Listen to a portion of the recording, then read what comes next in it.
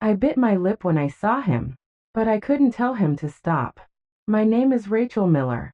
I'm 34, married, a mother of one. And for the past 9 years, I thought I had everything I wanted. A stable life. A comfortable home in Charleston, South Carolina. A marriage that looked perfect from the outside. But as they say, not everything that glitters is gold. My husband, Brad, is a good man. A hard-working dentist, calm, responsible, and respected in our community.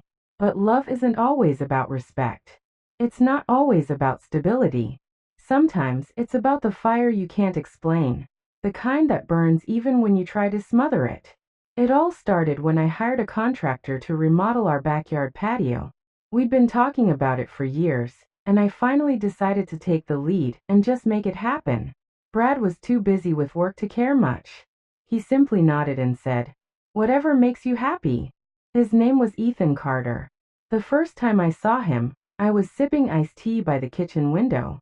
He walked into the yard, tall and confident, his shirt already damp from the southern summer heat. His jaw was sharp, his hair messy in a perfect kind of way. And those arms, God help me, he looked like someone pulled out of a daydream I never admitted to having. He introduced himself with a warm smile and a voice that had this deep, velvety edge to it. "Hi, I'm Ethan. Here for the backyard project." I tried to act casual. "Great. I'm Rachel. Let me know if you need anything, water, tools, whatever." I watched him work, not on purpose, at first. But every time I passed by a window or stepped outside, my eyes drifted to him. He was focused, kind, funny in small ways. He'd laugh at himself when something went wrong and made jokes about needing a third hand to hold the leveler. He made me feel seen. Not like Brad, who had started seeing me more like a roommate than a wife. One day, as I brought him lemonade, our fingers touched. Just for a second. But it felt like a spark lit up under my skin. I bit my lip, flustered, and he noticed. "You okay?" he asked, looking straight into me like he could read everything I was trying to hide. "Yeah. Just hot out today." He nodded, but there was something in his eyes. Something that made me feel more alive in that one moment than I had in months. That evening, Brad came home late. Again. He didn't notice the new patio tiles or the fresh flowers I'd planted. We sat across the table, eating leftover pasta in silence. I wanted to scream. I wanted to cry. But instead, I cleaned up and went to bed alone. The next day, Ethan stayed late finishing the lighting setup. It was just the two of us under the soft glow of the garden lights. I brought him water, but we stood there in silence for a minute, just staring at the transformation.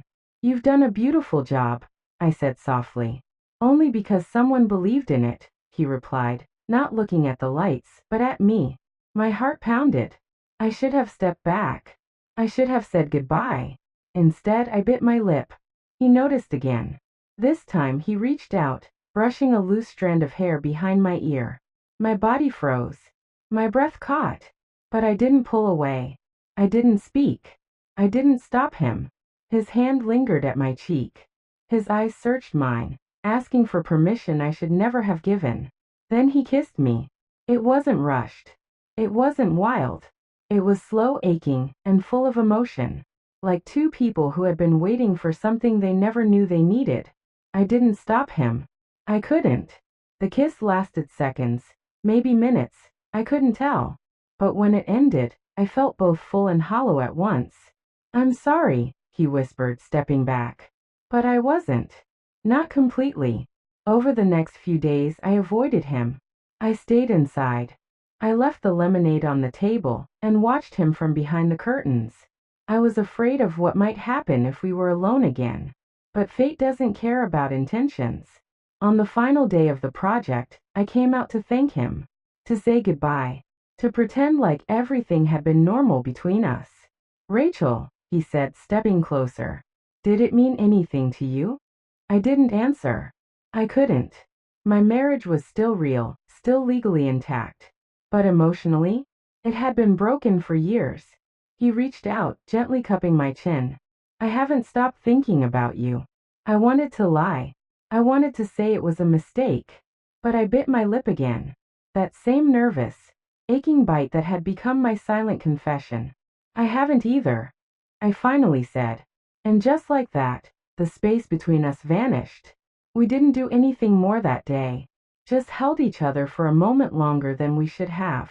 But it was enough to cross a line I could never uncross. That night, I stood in the shower for what felt like an hour, washing guilt off my skin that wouldn't rinse. I stared at my reflection and asked myself who I had become. A woman torn between two men. One who gave me the life I asked for, and one who made me feel alive again. Days passed, then weeks. Ethan was gone. The backyard was finished, but the memories haunted every corner of it. Brad finally noticed the change in me. He started asking questions, trying to reconnect. Maybe he sensed something, or maybe he just missed the version of me that used to wait by the door for him. But the truth was, I wasn't that woman anymore. One afternoon, while folding laundry, I found one of Ethan's old work gloves left behind in the garage. I held it for a moment, and all the feelings rushed back like a flood. The guilt, the longing, the quiet ache I tried so hard to bury. I wanted to call him, but I didn't. Instead, I started therapy. Alone. I didn't tell Brad what happened. Not yet. Not because I wanted to lie, but because I needed to understand what it all meant before I destroyed what we had completely. Months passed. Ethan didn't call either. Sometimes love is timing, and sometimes it's a wake-up call. I realized I had been disappearing in my own life, waiting for someone else to notice me, to value me. Maybe Ethan was a mistake, or maybe he was the mirror I needed to face the truth. I had stopped loving myself long before I stopped loving Brad. Today I'm still married, but we're rebuilding, this time with honesty.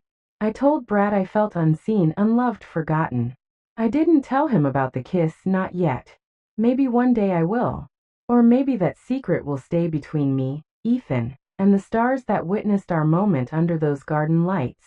Because sometimes, infidelity isn't just in the body, it's in the moments, the silences, the look that lingers, the kiss you never thought you'd allow, and the one moment where you bite your lip, but can't bring yourself to tell him to stop.